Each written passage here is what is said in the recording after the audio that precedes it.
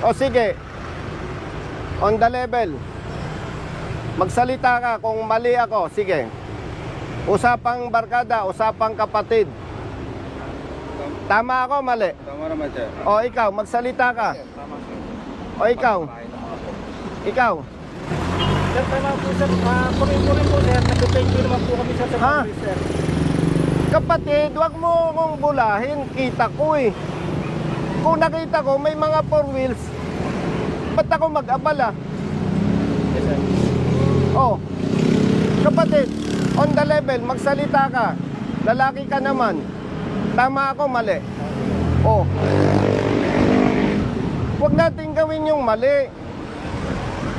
Ikaw, may kamag-anak kang rider.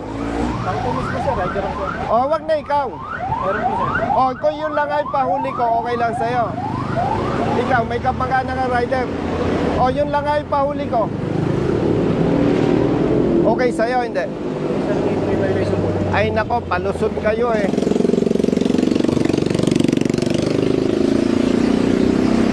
Kung ang kakayanin nyo lang kapatid, riders, wag na kayong manita.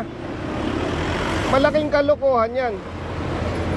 Sabihin ninyo sa hepe ninyo. Kasi yan, pambabasto sa maliliit na motorista.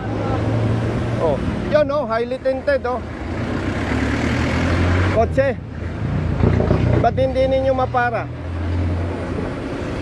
O, bakit? O, yung sasakyan na yan, paano ka makakatiyak na nakarehistro yan? Ba't di ninyo pinapara? Huwag ninyong suportahan itong ginagawa ng LTO pag mali. Ginagamit lang kayo. Pasensya ha. Huwag ninyong ginagamit ang pulis doon sa mali ninyong ginagawa. Uulitin ko ha, baka nagkakalabuan tayo. Hindi ko kayo kinu-question na manghuli o manita. Pero dapat patas. Kapatid, on the level. Eh, kita ko naman, lalaki ka eh.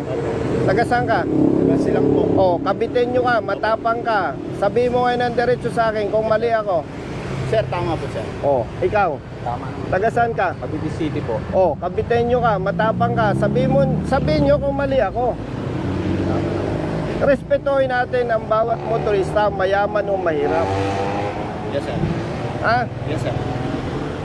Gamitin nyo ang pulis. Magpatulong kayo, provided tama yung gagawin. So, anong oras na? Alauna, sir. Kumain na muna kayo. At kung hindi ninyo kayang gawin ang tama, magsilayas na kayo. Ang galing ko talaga.